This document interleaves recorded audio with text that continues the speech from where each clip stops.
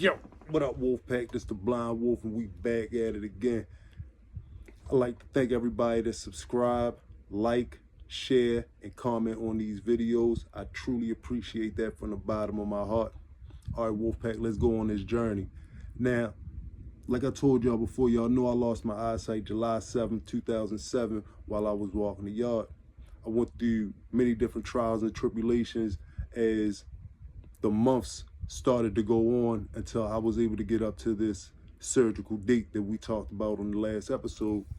Okay, so finally it's time for me to get ready to go, under this knife. And I'm literally getting ready to go under a knife because they got to cut and they got to go inside and open some things up and put something called a shunt in my left eye to help to relieve the eye pressure, because that left eye was not relieving any type of eye pressure whatsoever. That eye, it was literally, it kind of like would get to a point where it would just start coming out in like a flood. Like I wouldn't have any like tears for anything else, but then it'll just start busting out my eyes and just, it'll be a lot of tears coming out to the point where my left side of my face will be dripping. So the point of this surgery was to put this shunt in my eyes, and well, in my left eye. Well,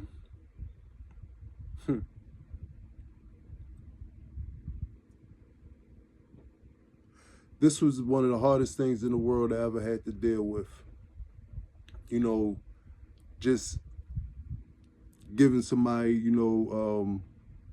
access to be able to do something to you when you unconscious, let alone something so delicate and so precious to life. This was terrifying me.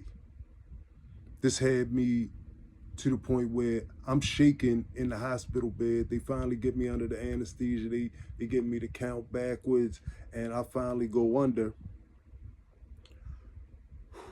When I wake up with bandages over both of my eyes, and the nightmare that I told y'all I used to have in my cell, and I started having on a regular basis. It seemed like it was coming true, because I feel like my eyes are open, but I really can't see nothing now because I got these bandages on my eyes. And mind you, I'm in prison. I'm handcuffed and shackled to a hospital bed. I can't even move. I can't do nothing to make none of this stuff better for me. None of this stuff. I can't go ring for no nurse or nothing to come and call my family members and let them know what's going on with me. Nah, all of this stuff I got to deal with by myself in a room with absolutely no feeling whatsoever. You got a CO that's sitting outside of your cell door that's actually wanting to bring you bag lunches for your meals. Bag lunches. After you done just got done having this crazy surgery, and at least you could get a hot meal. I'm getting sweaty bologna, some carrots that's spoiled, some cheap chips that's stale, a bent up juice carton box, and a bag that looked like somebody sat on it. After having this surgery done on my eyes, I felt like the lowest piece of filth on this earth. But I know I'm not. I knew I had to come from up out of this. And the whole time I'm laying in this hospital bed and I got these bandages on my eyes, and all I see is like little light red and brown lights coming through the bandages. And I'm thinking like, this is my life. Like I can't see no blinking. I can't see the stuff over my eyes. Like I done lost everything. My heart felt like it went from in my chest to just out of me. I felt like I didn't have no heart no more. Because where's all these people that loved me before? Where's all these people that was in my face when I was on the street? And I was flashing money and flashing jewelry and getting everybody fried at the parties and all that stuff. Where's all these people at now? They off in the wind. And I done sent word to everybody that I know what's going on with me. This how much you mean when you go inside them prison walls. This how much you mean. You will be totally forgotten, not only by the system, but by society too. Everybody that say that they love you. When you ain't got nothing to give, they ain't giving nothing either. When you ain't around to show love, they ain't got no love for you. It's the life I was living. This that real ghetto life. This that real ghetto life. Because if you ain't in somebody's face, you're out of their mind. You know the saying, out of sight, out of mind. And that's what I was. And it took months, then years for it to get worse and worse. But over time, I still had to figure out something that was going to keep me going for me, because at the end of the day, no matter what nobody else think or feel about me, I got that love for me. And that's who got to have that love first. You got to have that love for you, because I definitely got that love for me, and I'm not getting ready to let nobody do nothing to me. I'm not getting ready to starve if I can do anything about it. And if I got to find a way, I'll find it. If I got to create a way, I'm going to create it. But I'm not going to give up. I'm not going to bow down. I'm not going to crawl around on bended knee. No. I'm going to keep these toes in the ground. 10 toes. Nothing is going to stop me. Nothing. So nothing should stop you. Keep yourself up out of them penitentiary walls.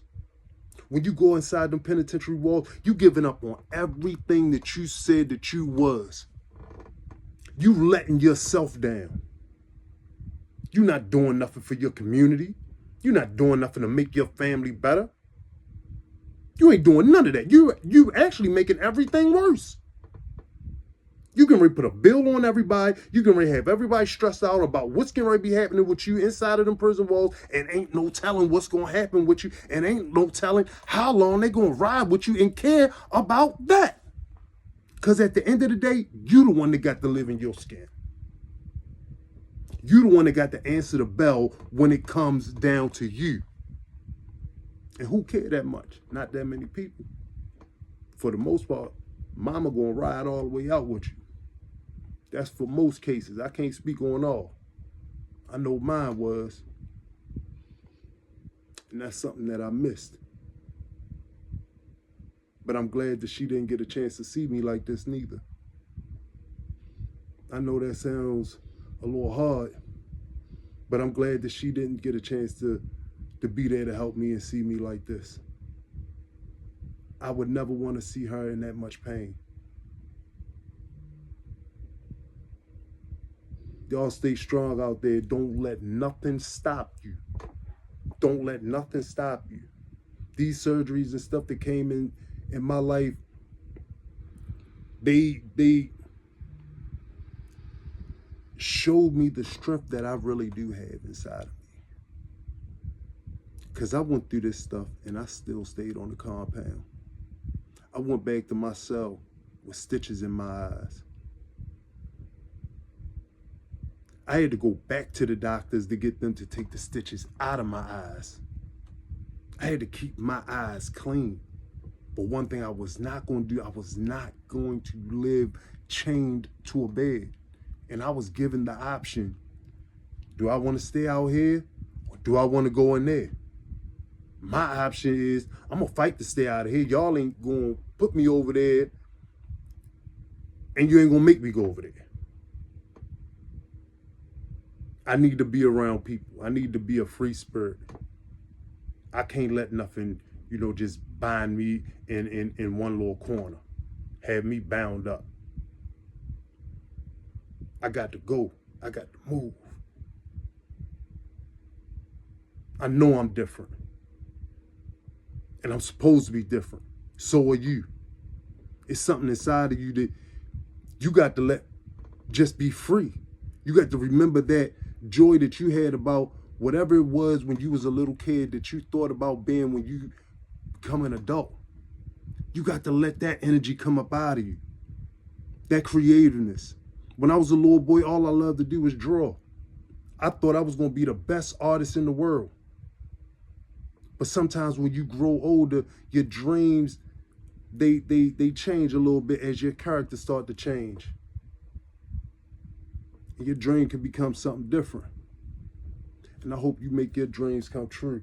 And that's coming straight from the heart. That's coming straight from the Blind Wolf, Wolfpack gang. We in the building everywhere. You heard me. I like to say big thanks and shout out to my man Jay Hardcore and Hardcore Boxing News. Big homie, you give a lot of, advice that I appreciate from the heart. I like to thank my man Banky Pound. Always love, big homie. Always. You show us a side of determination and will that, I really appreciate, big homie. I like to thank the brothers, for motivating and helping to get this message out as much as possible. Y'all holler at your boy. We be back at it again. Wolfpack. Woof.